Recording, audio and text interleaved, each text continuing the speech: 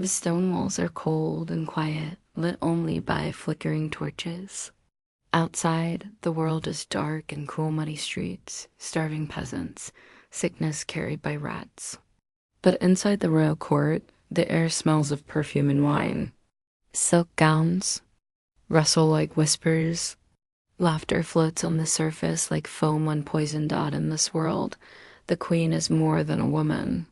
She is a symbol, a statue dressed in velvet. Every step she takes is watched. Every word she speaks is remembered.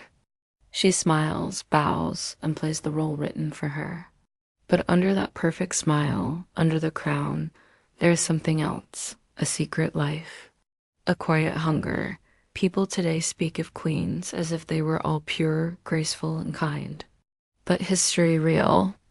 History is not a fairy tale. It is messy, shameful, and filled with shadows. Some queens were clever, some were kind, but many were something else entirely. And their stories were covered in silk to hide the blood underneath. The mask of royalty was not just for the people. It was also for the queens themselves. They had to pretend to love kings they feared, pretend to be mothers when they were prisoners, pretend to be holy, even when their thoughts were far from prayer. In public, they were noble and gentle. But behind closed doors, many of them found other ways to survive. Some used charm, some used lies, some used cruelty, and some gave in to their darkest desires. To be a queen was to live inside a cage, one lined with gold. Yes, but still a cage. She could not choose who she married. She could not walk the streets alone. She could not laugh too loudly, cry too much, or show too much thought. Even her body was not her own. Her job was simple: give birth to heirs, keep her mouth shut, and look beautiful doing it. But queens were still human. And when you trap a human soul for too long, strange things begin to happen. The rules bend, the truth hides. The heart twists. Some queens whispered to lovers in the dark. Others plotted revenge over quiet dinners. Some sent messages in secret code. Some turned to poison. Some found pleasure in the suffering of others. And some just lost themselves in the silence, slipping further away with each passing year. The court was a stage, and queens were forced to act, but no play lasts forever. The mask grows heavy. The smile cracks, and behind that royal mask there were secrets no one dared speak, not because they were too wild, but because they were too real. You see, power is a strange thing. It does not always make people stronger. Sometimes it rots them from the inside out. When no one dares to say no to you, when every servant bows and every priest praises your name, you begin to forget what is right and what is wrong. You start to believe you are above it all. And that is when the hunger grows, not for food or gold, but for control, for escape, for the thrill of doing something forbidden, something only the powerful can get away with. Some queens kept secret rooms. Others gave gifts with strings attached. Some surrounded themselves with artists, poets, or dancers, not just for joy, but for amusement, for games. In their private chambers behind guarded doors, they lived very different lives than what the people saw from the balconies. But none of these queens were born monsters. They were made by fear, by isolation, by the endless pressure to perform. By the constant danger of being replaced. A younger woman, a louder voice. A single rumor could ruin them. They had to protect themselves. And in doing so, many lost the parts that once made them gentle, hopeful, kind. And this is where the stories begin, not the ones written in golden letters by court historians. No, those were lies painted with soft words and polite smiles. We are interested in the stories whispered behind hands, written in hidden letters, buried under dust, the truth about queens who wore masks by day and removed them at night. They danced in the candlelight. They played with power like fire. They smiled while others cried. Some of them ruled with wisdom, others with fear, and a few with secrets so dark, history still tries to forget them, but we will not forget Dot because the truth matters, even when it's uncomfortable, even when it doesn't fit the fairy tales. These queens were not just flowers in the garden of history. They were thorns, poisoned, sharp, and dangerous. But they were also real Dot, and sometimes the most powerful queens were the ones who never let anyone see who they truly were, not even their king's Dot, as we begin this journey through the lives of medieval queens. Leave your idea of royalty at the door. Forget the glass slippers. Forget the kind eyes and soft voices. This story is not about beauty. It is about power, hunger, and the masks we wear to survive. The queens are waiting, and behind their velvet masks, they smile, but not for you, she was. Born under the golden ceilings of Paris, raised among gardens and silk. A princess by name, a queen by fate. But behind her calm eyes, behind her soft face, was a storm that no one could see. Her name was Isabella of France. And in the cold stories of history, they call her the she-wolf. She was married young, as all princesses were. Her husband was Edward, two of England, a king with power but not passion, a crown but no care. From the start, their marriage was more of a deal than a bond. She gave him her hand. He gave her cold silence. Edward had favorites, men he trusted more than his own wife. He gave them gifts, lands, and love. And while Isabella wore her jewels and smiled at the court, she was slowly breaking inside Dot at night. The palace walls whispered, the people talked. They saw the queen sitting alone while the king dined with his favorites. They watched her eyes follow him with quiet pain. And though she said nothing, a hunger was growing inside her. Not just for love, not just for power, but for something deeper. Respect, revenge, control. Isabella waited. She watched. She learned that she knew that in a world ruled by men, a woman's silence was her strongest weapon until the day she chose to break it. And that day did come. Years passed. Edward's rule grew weaker. His people grew tired of his choices. His favorites grew bold, careless, and cruel. And Isabella, once pushed aside, began to rise. She left England on a trip to France. But she never planned to return the same. In France, she made alliances. Some say she met a man brave, clever, and just as hungry for power as she was. Together, they planned something few could imagine, to take the English crown by force. A queen rising against her king, she returned to England, not as a wife, but as a storm. And behind her came soldiers, whispers, and the cold wind of change. Edward tried to hold on to his throne, but it was too late. His own people turned against him. The queen had won their hearts. Her grace was now a blade, and her silence a roar. Edward was captured. His favorites were dragged from hiding.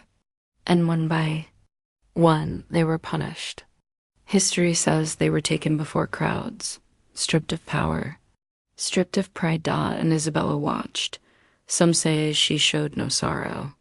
Some say she smiled, but power, once tasted, leaves a mark. And hunger, once fed, grows larger still. As Isabella ruled beside her new partner, the court began to change. The air was colder, the shadows longer. She made laws, moved armies, and sat on a throne she had taken with her own hands. She was no longer the quiet wife of a careless king. She was the ruler of England, but power is not a gentle thing. It does not share space easily. And soon her partner began to question her rule. The same man who once stood beside her now stood against her. She had risen through silence and waited through pain. She had taken what was never offered, and she would not let it slip away. So once again she planned. Once again she moved in shadows, and soon she stood alone. The people who had once cheered her now began to whisper. They remembered the queen who had taken down a king. They remembered the punishments, the cold eyes, the quiet hunger, and they gave her a name, the She-Wolf of France, not because she howled, but because she hunted. Not because she roared, but because she waited and struck. But names can be lies, just like masks. Was Isabella truly cruel? Or was she simply tired of being ignored? Was she heartless, or was she finally free? History does not always tell the truth. It is written by the loudest voices, often men, often afraid of women who do not stay quiet. But what we know is this: Isabella was a queen who refused to be forgotten. She was not soft. She was not sweet. She used her pain as armor and her silence as a sword. She watched her world turn against her, and she turned with it and when the crown did not fit the way it was supposed to, she reshaped it with her own hands. She was not a tale for children. She was a lesson for the powerful, because when a queen is ignored long enough, she does not fade. She becomes a force, a woman with no more patience, a ruler with nothing left to lose. And in the cold corners of history, her name still echoes, not as a wife, not as a mother, but as a queen who fed her hunger with power and made the world remember her face, even if they had to call her a wolf to do it. She was not born into power. She had to earn it, every piece of it. Catherine de' Medici was born in Italy in 1519, a place where power danced with danger. She was a child of wealth and war, raised in the shadow of palaces and plots. Her family had money, but they also had enemies. Before she was 10, she had already seen the dark side of nobility, and she never forgot it. When she married into the French royal family, many thought she was lucky. She was now queen of a powerful land, but power does not come with a wedding ring. Her husband, Henry II, cared more for another woman. The court ignored her. Whispers followed her like a cloud. She was seen as an outsider, Italian, cold, quiet, but Catherine was watching. She learned how the court worked, how people smiled while planning betrayal, how a gift could carry a hidden message, how a scent could make someone trust you or fear you. When her husband died suddenly, the court turned again. Now she was queen mother. Her son became king. And Catherine stepped forward from the shadows. France was breaking. There were wars between faiths. Families turned on each other. Leaders were hunted. Trust was gone. Catherine knew she could not rule with kindness alone, so she used something else. Perfume, silence, secrets. Catherine filled her rooms with strong, sweet smells. The scent covered the blood beneath the walls. Some said her perfume could change moods. Some believed she used special herbs to calm enemies or stir loyalty. Was it true? We may never know, but people believed it. And that was enough. She invited strange people to court. Thinkers, artists, and others who walked the edges of society. They spoke of stars, dreams, symbols, and signs. Some said she believed in visions. Others whispered of darker things, rituals done in locked rooms, names written in red, secrets passed only in candlelight. Again, no one could prove these things. But fear is a powerful tool, and Catherine wore it like a necklace. She gave gifts that meant more than they appeared. A painted fan, a lace glove, a bottle of scent, all lovely, all harmless until they weren't. When her enemies stood in her way, they often disappeared. Some were removed by politics, others by blades. But some were simply gone, their fates never known. Catherine was not known for war or open violence. She worked in silence. Her power was soft like silk but sharp, as glass beneath the surface. One of the darkest moments in her rule came during a time of peace, or rather, a peace that was planned. Two great families were to be joined by marriage. That under that wedding gown was a plan soaked in fear. A great event was held. a celebration. But days later, the streets ran red. Thousands were hurt or killed. The city shook, and in the silence afterward, many looked at Catherine Dot. Some say she planned it. Others say she tried to stop it. The truth is lost in time. But again, her name was written in the shadows. She stayed close to power for decades. When one son died, another rose. She guided them. She whispered advice. She built alliances and made deals. She ruled not with a sword, but with a soft voice and cold hands, and she always smelled of perfume. The court never knew what to make of her. She was not gentle, not cruel. She was something else, something you could not name. And that made her more dangerous than any army. Some believed she had a secret room, a place with books, bottles, and strange markings, a place where plans were made and questions were answered in ways that cannot be spoken aloud. Was it Rome? Or just fear playing tricks? Maybe it doesn't matter. Because in the end, Catherine became a legend, not for her beauty, not for her battles, but for the way she ruled with things no one else could see. She used words like blades, she used scent like armor, and she used fear like a crown. When she died, the court did not cheer. The halls were silent, some sighed with relief, others wept. But all of them knew something had changed.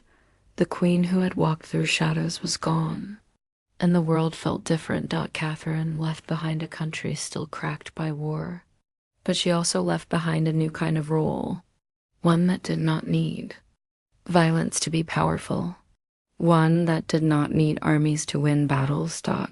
She showed the world that power could come in silence, in perfume, and secrets, and patience.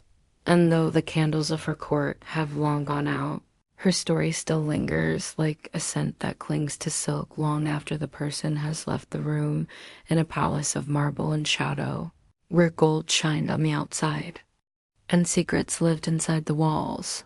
A young woman once walked with grace and danger in equal steps. Her name was Lucretia Borgia. Even today, centuries later, her name carries a chill. Not because of what she did, but because of what people said she did. She was born into one of the most feared families in Renaissance Italy. Her father, Rodrigo Borgia, became Pope Alexander VI. Her brother, Cesare, was a man of war and ambition. The Borgia name was whispered in fear, both in the church and on the street. And in the middle of it all stood Lucretia. She was young, clever, and beautiful. Her golden hair and soft eyes made her the image of innocence. But innocence is a fragile thing in a house built on power. From the moment she could speak, she was used as a tool, a piece in her family's great game. She was married off again, and again, not for love, but for strategy. First to one noble house, then to another. Each time, her name was offered like a gift, her heart left behind. Each marriage brought her deeper into danger. Each husband came with new rules, new enemies, new eyes watching her every move. But the rumors were louder than any truth. They said she had lovers in secret. They said her father, the Pope, trusted her too much. They said her brother, Cesare, was more than just family. Whispers filled the halls that she shared more than blood with her brother, that the family's love was not pure, that behind her soft smile was a mind filled with poison and lies. No one could prove these things, but no one forgot them either. And Lucretia? She stayed quiet, she smiled through the gossip. She obeyed the wishes of her father. She played her role at the dinners, the balls, the royal courts, but each year she changed. Her innocence faded. Her eyes became colder. Her voice steadier. She had learned that being good was not enough. In a world where men could lie and be believed. A woman like Lucretia had no room for mistakes, so she became careful. She became clever. She used charm like armor. She learned how to speak softly and strike hard. Her family's name brought fear. Her own name brought stories. They blamed her when things went wrong. When a nobleman died, some said she gave the order. When a wedding failed, they said she planned it. When power changed hands, they said she pulled the strings. But behind all the lies, what do we really know? We know she was married 3 times. We know she lost children. We know she cried for things no one saw. We know she lived in a world where even queens were never truly free. Her second husband died under strange conditions. Poison, some said, a trick of the Borgia hand. But others say it was politics, plain and cruel. Lucretia never spoke of it. Just another wound behind a velvet curtain. Later, her father died. Her brother lost power. And Lucretia was no longer a pawn in the Borgia game. Now, she became something else. A ruler. She settled in Ferrara, a northern city of Italy. There, for the first time, she was not just a daughter or a wife. She was a duchess. She brought artists to her court. She read books, wrote letters, and made peace where others had made war. People came to admire her. She led with care and skill, but the rumors never stopped. Even in Ferrara, people whispered about her past, about what she had done. About what? She might have done. They said her perfumes were too sweet, her gaze too steady, her voice too smooth. They said no woman could be that graceful without hiding something. And maybe they were right. Or maybe they just couldn't believe a woman could be powerful without being wicked. History often writes, women in 2 ways, pure or evil. But Lucretia was neither. She was human. A woman trapped in a dangerous family. A girl raised among secrets. A lady forced to smile while others used her name like a weapon. She did not choose her last name. She did not ask for the rumors. She did not create the lies, but she lived with them. And she rose above them. Lucretia died young, only 39 years old. She left behind letters, poems, and children. She left behind a legacy that still splits opinions. Was she a victim of her family's sins? Or was she part of them? Was she pure and clever or dark and controlling? We may never know the full truth. The records are torn, the letters are faded. The voices are lost, but one thing is clear. Lucretia Borgia was more than the rumors. She was not just the sister of Cesare, not just the daughter of a pope, not just a shadow in a dangerous story. She was a woman who lived in fire and learned how to walk through it without turning to ash. And maybe that's what frightened them most. Not what she did, but what she survived. She was born into one of the most powerful families in Europe. Her parents ruled Spain, her brothers led armies, and her future was written in gold and war. Her name was Juana of Castile. But history remembers her by another name, Juana la Loca. Juana the Mad. But was she really mad? Or was she simply a woman who cried too long, loved too deeply, and stood in the way of men who wanted more? Juana grew up in a world of faith and fear. Her mother, Queen Isabella, was strong and serious. Her father, King Ferdinand, was sharp and clever. Juana was their daughter, smart, quiet, and full of questions. She was not expected to rule. She had many brothers. She was married off like most princesses were sent to another land to marry a prince and make peace between countries. Her husband was Philip the Handsome, a prince from the Low Countries. He was charming, admired by many. When Juana saw him, it is said she fell deeply in love. He became her world, her light in a cold, foreign court. But love is not always returned the way it is given. Philip was not faithful. He was distant, and while Juana waited for his letters and looked for his touch, he was often elsewhere, laughing with others, enjoying his freedom. Juana's love became grief. Her sadness grew sharp. She cried, argued, and sometimes shouted in pain. The court began to whisper. She is emotional, they said. She is unstable. She is too much. But no one asked why no one saw the woman trying to stay afloat in a sea of cold shoulders and broken promises. No one saw the pain behind her eyes as she carried child after child, hoping it would bring her closer to a man who always looked away. Then everything changed. Her mother died. Her brother died. Suddenly, Juana became the heir to the Spanish crown. A woman now next in line to rule one of the greatest kingdoms in Europe. This scared many people. Her father wanted control. Her husband wanted the crown. And Juana? She only wanted peace. But peace was not possible. Soon, Philip began pushing her aside. He wanted to rule Spain through her name. He spoke with nobles, made deals behind her back. Juana tried to fight back, but her words were twisted. Her sadness was called madness. Her grief was used against her when Philip died suddenly. The court expected her to move on, but Juana mourned deeply. She traveled with his coffin, refusing to bury it. She wanted to keep him close, to hold on to the only person she had ever loved, even if he had broken her heart.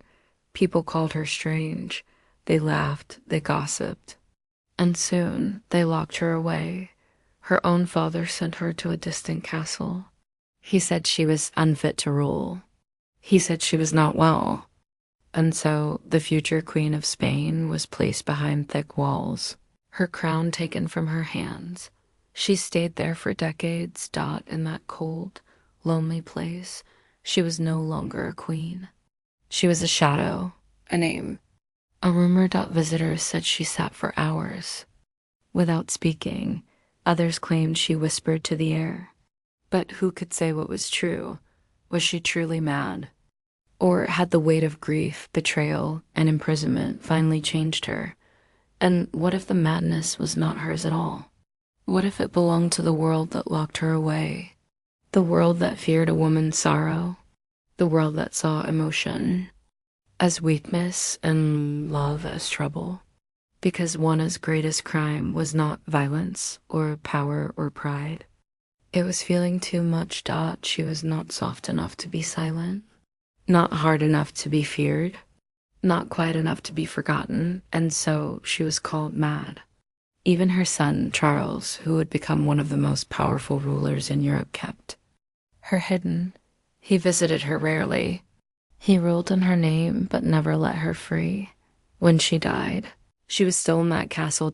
She had been a prisoner for over 40 years, a queen who never ruled. A woman remembered not for her mind or her heart, but for a label that may have never been true. History painted her as unstable. But maybe she was simply broken by loss. Or maybe she was stronger than anyone knew. To live that long in silence, to carry so much pain and still breathe, that is not madness. That is survival. Juana Luca, the name still carries weight. But perhaps it is time to change what we see behind it. Not a mad woman, but a queen surrounded by men who could not understand her. Not a joke, but a warning, because sometimes history does not destroy its enemies. It simply locks them away and gives them a name they cannot escape. The wind at Chateau Daliard never stopped. It howled across the towers, cold and sharp, like a warning whispered to the stone itself. Inside those walls sat a queen young, proud, and alone. Her name was Marguerite of Burgundy, and once she had worn France's crown, but now she wore silence. She was married to Louis, the future king of France. The match was made with strategy, not love. It was a union of bloodlines and borders. Louis was cold, hard, and distant. Marguerite, by contrast, was spirited and clever. She brought color to a gray court, but in the royal world, spirit was often seen as trouble. She was not alone in her brightness. Her sisters-in-law Blanche and Jeanne were also young, curious, and lively. The three women laughed together, dressed boldly, and moved through the court with grace. They stood out, and people noticed that soon the gossip began. There were whispers.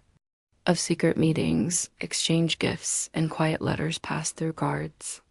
It was said that two of the women, Marguerite and Blanche, had secret relationships with men from the king's household. These men, knights known for their charm and bravery, were said to have visited the royal ladies more than once. The court was filled with eyes. Nothing stayed hidden for long. One day, the king's sister, Isabella of France, visited from England. She brought her own sharp gaze and royal pride. And when she returned to her husband, King Edward II, she carried more than luggage, she carried a secret. She told Edward of what she had seen and heard in France, the laughter, the rumors, the silk handkerchiefs with names stitched in golden thread. Soon, the story reached Marguerite's husband, then the king. Then the whole court. An investigation followed. The women were watched. The knights were questioned. And the truth, whatever it really was, came crashing down. The knights were arrested. They were said to have confessed, though no one knows how freely. Some say they were hurt until they spoke. Some say they remained silent, even under pain. But in the end, their fate was sealed. They were found guilty. Their punishment was harsh. In the center of Paris, people gathered to watch. The knights were brought out, broken and bruised. What followed was brutal. The crowd was silent. The message was clear. No one, not even those close to the queen, could escape royal justice. Back at Chateau Galliard, the queen's waited. Marguerite was accused. So was Blanche. Jean, whose role was less certain, was spared the worst. But Marguerite, the king's own wife, was locked in a stone tower, away from the world, away from the court, away from her voice. She was no longer a queen. She was a prisoner. The walls were thick, the windows small. The wind crept through cracks and chilled her bones. No crown, no robes, no songs, just silence. Some say she never admitted anything. Some say she cried every night. Others say she stared out the window and said nothing at all. Her husband, Louis, did not come to see her. When his father died and he became king, many expected him to show mercy. But instead, he asked for a divorce. He did not want a queen with shadows behind her. He wanted her forgotten. Marguerite died in that tower. The reasons are still debated. Some say sickness. Others say the cold. A few believe she was silenced so the new king could marry again. No matter the truth. One thing is clear. She never left that stone prison alive. Her story is now remembered only in parts. A few letters, a few drawings, a few sharp lines in history, books. But her life was once full of color, sound, and promise. And then, in a flash, it was taken away. Some say she broke a vow. Others say she was punished not for what she did, but for who she was. A woman with a heart too bold. A queen with a voice too strong. A royal who dared to feel something in a world ruled by fear. We may never know if the Tower affair was true. The facts are buried under layers of shame and silence. But we do know this. The story was used by men who wanted control, used by rulers who needed to show strength, used by history to remind others what happens when queens stop being quiet. Marguerite became a symbol, not of love, not of betrayal, but of punishment. Her name was turned into a warning, and in the cold wind that rushes through Chateau Galliard, it is said her voice still echoes. A whisper caught between stone and sky, not crying, not begging. Just existing, because the worst prisons are not always the ones with locks. Sometimes they are made of stories. And Marguerite's story still holds her name. Long before she wore the crown, she wore makeup thick enough to hide a broken heart. Before she stood beside an emperor, she stood alone on a stage in loud crowds. Under cheap curtains. Her name was Theodora, not a noble, not a lady, just a girl from the street performances of ancient Byzantium. She was born into dust and noise. Her father worked with animals. Her mother struggled to feed the family. When her father died, life turned darker. Her mother begged for help, but none came so Theodora learned to survive in her own way. She danced. She acted. She spoke lines others were afraid to say. She became part of the city's wildest shows, where the line between performance and real life disappeared. The audience loved her. They clapped, laughed, and whispered, but the court looked away to the nobles. She was nothing but a performer. A girl made of noise and color, not of value. They saw the stage and believed it defined her. They never looked closer, but Theodora was watching. She listened to the rich speak of justice, but saw none in the streets. She heard priests preach peace while children begged for bread. She saw how women were treated, used, ignored, silenced, and she remembered every moment. One day she left the city. No more plays, no more laughter, no more pretending. She traveled far to Egypt and beyond. There she changed. The noise of the stage faded and her thoughts grew clear. She studied. She observed. She learned not just how to survive, but how to lead. When she returned to Constantinople, she was no longer the same woman. She had fire in her heart, but ice in her steps. She knew how to speak without fear, and one man saw her not as a dancer, not as a memory, but as an equal. His name was Justinian. He was high in power, heir to the throne. He admired her mind, her strength, her quiet defiance. Against all advice, he married her and just like that, Theodora became Empress of Byzantium. The court was shocked. But people whispered. A former performer now stood above queens, generals, and priests. But Theodora did not waste time. She sat beside Justinian during council. She helped write new laws. She fought for women's rights laws that gave them more control in marriage, in court, and in life. She protected young girls from harm. She built houses for those left behind. What others called rebellion, she called repair.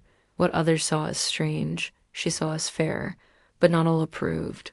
Some nobles never accepted her. They mocked her past, called her names behind heavy doors. They said she was unworthy of the crown. But Theodora had been called worse. She had faced louder crowds, crueler names, and now she had power. Real power. When rebellion rose in the empire, when angry mobs flooded the city, and even Justinian thought of fleeing it, was Theodora who stood firm. I will not leave, she said. The royal color makes a fine burial cloth. Her words silenced fear and saved the throne. Under her watch, the empire grew stronger. Art flourished. Justice reached farther. She may not have worn armor, but she changed the shape of the battlefield. But even empresses are not eternal. She died young, her health weakened by years of quiet wars. Justinian mourned her deeply. He ruled for many more years, but always spoke of her as his equal, his strength, his mind, and still, history struggles with her. Some call her a saint, others a sinner, but maybe Theodora was neither. Maybe she was simply a woman who refused to be small, a girl who started at the bottom, rose, without apology, and used her past not as shame, but as a lesson. She did not hide from where she came from.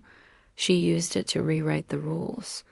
And while others wore crowns to feel important, Theodora wore hers like armor, not to shine, but to protect. High in the cold hills of Hungary stood a dark stone castle. Its towers rose like sharp teeth against the sky. Inside its thick walls lived a woman whose name would become a shadow across history. Her name was Elizabeth Bathory. She was not a queen, but she lived like one. She came from one of the richest families in Europe. Her bloodline was old, noble, and powerful. She spoke many languages, read rare books, and ruled over large lands. From a young age, people bowed when she entered a room. Respect can turn into fear. And power always draws eyes. When she married, her husband was often away fighting in wars. So Elizabeth ran the estate herself. She gave orders, managed money, and kept everything in order. She was strong, proud, and very private, and slowly the stories began.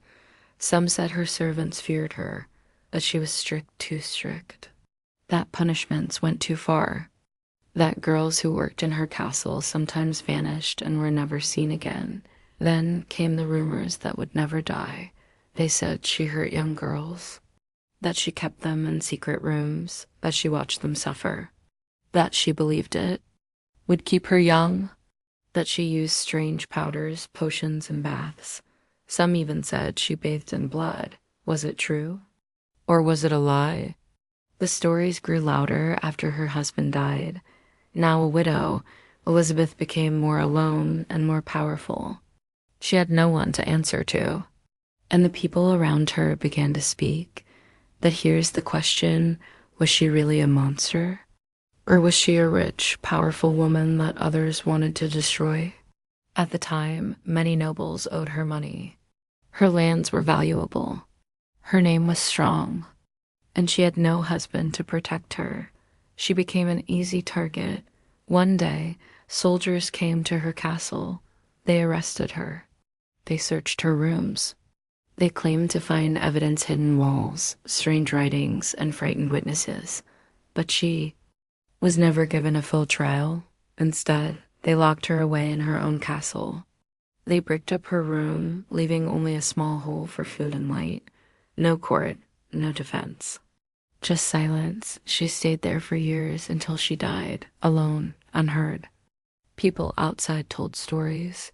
They said she had harmed hundreds, that her hands were red with guilt, that she laughed while others cried. But again, no one ever proved it. The records are strange. Some say the people who spoke against her were offered rewards. Others say they were forced. And much of what we know comes from those who stood to gain from her fall. So who was Elizabeth Bathory really? A cruel lady who let power blind her? Or a victim of politics and fear? Maybe both. Maybe she ruled too harshly. Maybe she let anger guide her. Or maybe she was caught in a trap she didn't see coming, one made by men who wanted her lands. Her silence, her name. Today, people still tell her story. Some call her a legend of horror. Others call her a woman wrongly accused. But in both versions, one thing stays the same. Her power scared people. A woman with no husband, no king, and no shame. A lady who owned castles, gave orders, and walked like she feared no one. In her time, that alone was enough to make people whisper, and those whispers became shouts. And those shouts became history. We may never know the full truth. Too much time has passed. Too many voices have faded. Too many lies have become legends.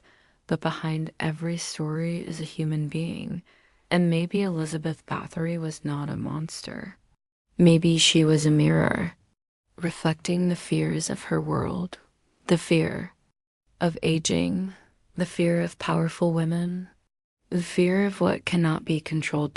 And sometimes when people fear something too much, they do not try to understand it. They simply lock it away and let the silence speak for them.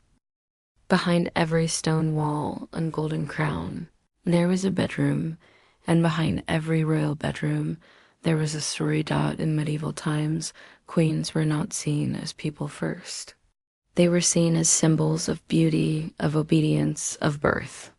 Their most important job was not ruling or thinking. It was producing heirs. That's how power worked. A queen was married for alliance, not for love.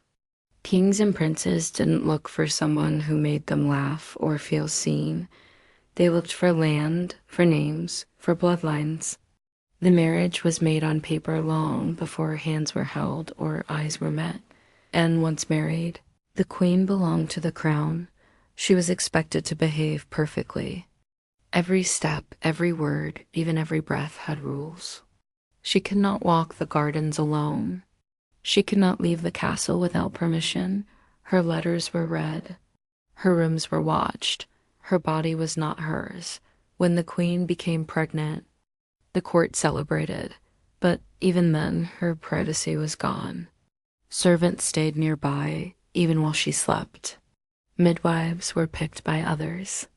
The moment of birth was often public witnessed by nobles to prove the child was truly royal. Imagine that. One of life's most private moments turned into a performance. This wasn't love. It was control. And when there was no child, the whispers started. She's not trying hard enough. Maybe she's not faithful. Maybe the king should find another. The pressure crushed many queens. Some broke in silence. Others pushed back quietly, cleverly. They built secret lives inside their chambers. Some queens found comfort in books. Others turned to trusted maids or quiet visitors. Some wrote letters in code. A few even formed private friendships, carefully hidden from the watchful eyes of the court. And in rare cases, the rumors of hidden love weren't just rumors, but it was never simple. The moment a queen was seen laughing too long with someone who wasn't her husband, the court grew cold. One wrong word, one misplaced glance, that's all it took. And the punishment? It could be exile. Or worse. Royal women were trapped in luxury. Silk beds, gold mirrors, perfumed halls. But no doors that opened freely. Even their thoughts were judged. A curious queen was seen as dangerous. A quiet queen was easier to control. Many were taught from girlhood to stay still, smile sweetly, and never ask too many questions. Some obeyed. Others learned to pretend. But beneath the silk and gold, they were still human. They longed, they dreamed. They felt pain. And sometimes they fought back. One queen refused to dress the way her husband demanded. Another started writing secret poems. One built her own private chapel where no one could interrupt her prayers. These were small acts, but in a world that wanted obedience, they were bold. It was their way of saying, I am still here. Even love, if it ever came, was rarely safe. A few queens truly cared for their husbands, but even then, affection was often one-sided. Kings had other companions, and queens were expected to look away. If a queen dared to ask for respect, she was called difficult. If she showed emotion, she was called unstable. If she stayed silent, they said she agreed with everything. There was no winning, only surviving, and yet many queens did survive. Not with swords, but with silence, with small decisions, with slow resistance. The royal chamber was more than just a bedroom. It was a cage and a battlefield. Every pillow held secrets. Every wall had ears. Every mirror showed a woman being watched. And still, these women lived, and some even ruled. They signed papers. They advised kings. They taught their children to be strong. They passed down knowledge, culture, and courage quietly, carefully, because power didn't always come from a crown. Sometimes it came from staying alive in a world designed to break you. The true story of medieval queens is not one of fairy tales and happy endings. It is a story of control, of isolation, and of strength found in the smallest corners. They were not allowed to speak freely, so they spoke through actions. They were not allowed to choose, so they found choice in quiet moments. And while history remembers the kings for battles, the queens lived battles of their own, private, invisible, but no less real. So the next time you imagine a royal life, castles, jewels, long dresses, remember this. Behind every smile was a rule. Behind every step was a watcher. Behind every closed door was a woman trying to keep herself whole. Close your eyes for a moment. Picture a queen, not the fairy tale kind. Not the smiling face on coins. Picture the real queen alone in her chamber, sitting by the window, her crown resting heavy on a wooden table. She looks out, but she's not really seeing the gardens. She is thinking not about fashion, Not about feast, but about power, about fear, about how history will speak her name when she is gone. Because if there's one thing that has always followed queens through time, it's this. They are remembered more for how they looked than what they thought. Beauty was written in gold, their minds often erased. When men ruled badly, they were called unlucky. When women ruled boldly, they were called dangerous. And when queens lived too loudly, they were turned into stories. Some were called mad, some were called evil. Others were wrapped in words like loyal or pure, even when their own. Hart said otherwise. Over time, queens became legends, but legends are not the same as truth. We remember their dresses, their jewels, the way their hair looked in paintings, but do we remember what they feared at night? Do we remember what they dreamed of when they were young? Or do we only remember what made them easy to explain? A crown does not protect the soul. It only covers it. These women, Isabella, Catherine, Lucretia, Juana, Marguerite, Theodora, Elizabeth, all wore different crowns, spoke different languages, lived in different places. But they shared one thing. They were all placed inside boxes they didn't build. Some tried to break out. Others stayed quiet to survive. Some were punished for being bold. Others were punished for being human. History has a way of turning queens into characters, but characters can be shaped, softened, blurred. A single rumor can become a fact. A single whisper can change a name forever, and once a story begins to spread, it's hard to stop it. Some queens were called monsters, but left no proof. Some were called saints, but hid sharp edges, and some were never asked what they wanted at all. They were dressed like dolls, married like deals, buried like secrets, yet, even in silence, they left something behind. In their letters, in their choices, in the way they shaped laws, protected the weak, or dared to speak when no one else would. They were more than silk and smiles.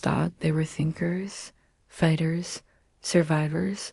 But when you visit castles today, what do you see? Their beds, their gowns, their portraits. Not their pain, not their words. The queen becomes a shadow, soft and still forever, staring from a painting on a cold wall, and so many of them remain ghosts, not ghosts that haunt the night, but ghosts that haunt the pages of history, half remembered, half understood. They were told what to be. And when they refused, the world gave them other names. She-wolf, poisoner, madwoman, sinner. But in truth, they were daughters who were never allowed to be girls, wives who were never allowed to say no, mothers who lived under threat, leaders whose crowns came with chains. Their mistakes were magnified, their strengths were questioned, their silence was filled by others. Even now, their lives are retold in movies, books, and shows. But often they are simplified, flattened, made to fit a story someone else wants to tell. They become either too good or too bad, too soft or too cruel. But the truth lives somewhere in between. They were not perfect. They were not monsters. They were women just like anyone else, with hopes, fears, secrets, and scars. So the next time you hear a name from history, Lucretia, Juana, Theodora, Elizabeth, ask yourself, what part of her was real and what part was made up to keep her quiet? Because when you look closely, you'll see something powerful, not weakness, not madness, not shame. But strength, the kind that lived behind locked doors, in silent choices, in unfinished letters, and in eyes that said everything they weren't allowed to speak. These queens walked through fire. Some survived.